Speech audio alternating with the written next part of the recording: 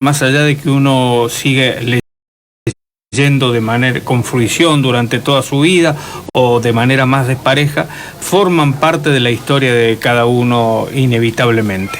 En este caso, el primer lector de este 2023 que nos va a contar su historia es alguien más ligado al mundo audiovisual, en realidad, creador del primer audiovisual que ganó un Martín Fierro y un hombre que sigue trabajando en los medios fundamentalmente audiovisuales, pero que por supuesto además es un lector, que es Luis Bona. Lo escuchamos.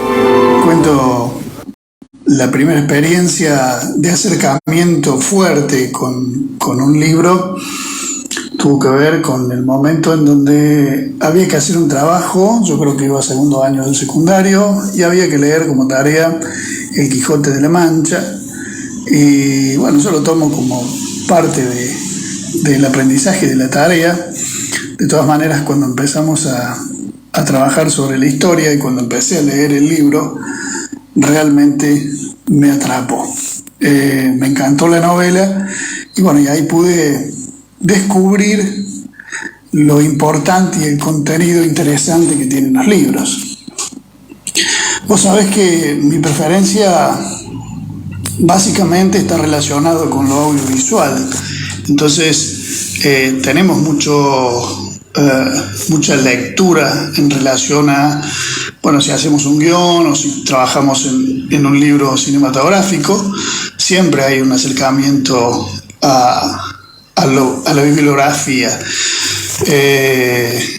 En mi segundo mediometraje, el disparador fue Mario Benedetti, de una novela corta, así que siempre tuve esa relación con los libros. Sin embargo, yo creo que el segundo libro que me atraviesa fuertemente y que me encantó, esta obra de Franz Kafka, La Metamorfosis, esa obra realmente fantástica, publicada en 1915, y que bueno, tiene un paralelismo de esta transformación que vive el protagonista, que realmente Gregorio, que realmente es sorprendente, y todos los vericuetos que esa novela va teniendo realmente me atrapó y me pareció fantástica, ¿no? Está bien marcado por una época de conflictos sociales, políticos y económicos, en donde, bueno, hay todo un planteo y paralelismo, pero tiene un disparador que realmente es fantástico. A mí realmente ese libro me encantó y es uno de mis preferidos. Y te cuento así para no hacerlo muy largo.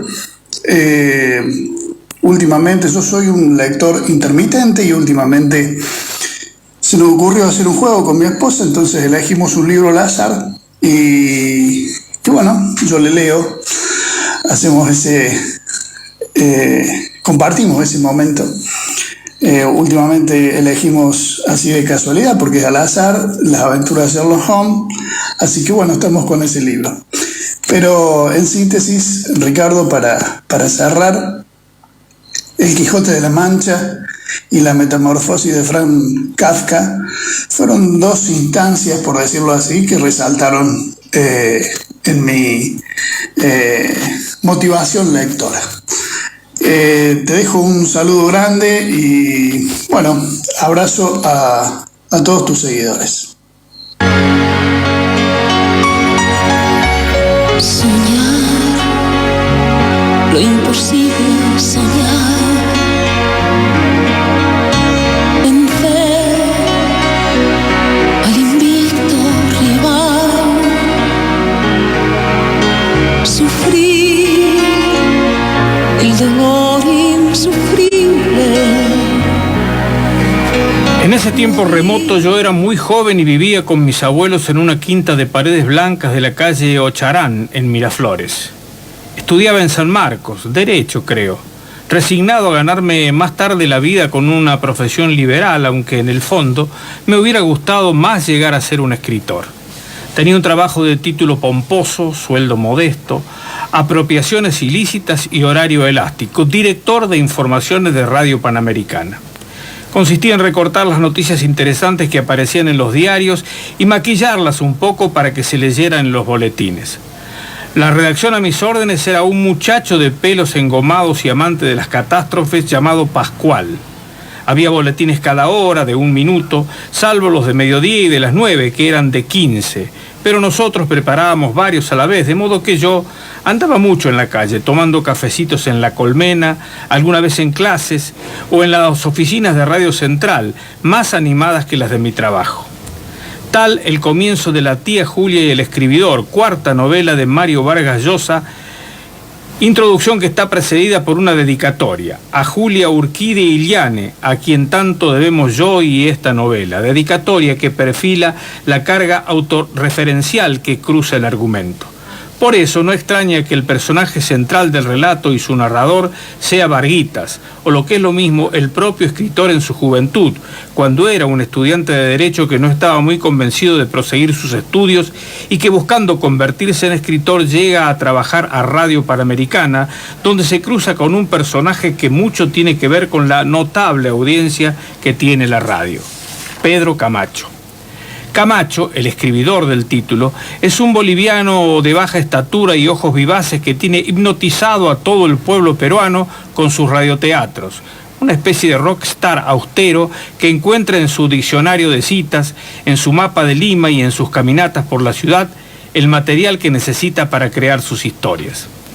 Mientras Varguitas se acerca a Camacho y traba con él una relación que se diría amistosa, aparece la tía Julia, la Julia de la dedicatoria inicial, que en la vida real era la tía de Vargas Llosa y con la que en la vida real vivió ese romance que se relata en la novela. La confluencia de la historia real transformada en historia de ficción, con la trama que expone la relación con Camacho, le da un tono peculiar a la obra y además expone la maestría de Vargas Llosa para trabajar la estructura novelística. Los recuerdos de Varguitas de su búsqueda para transformarse en escritor y del romance con la tía Julia, más detalles de la biografía de Camacho, se exponen en los capítulos impares.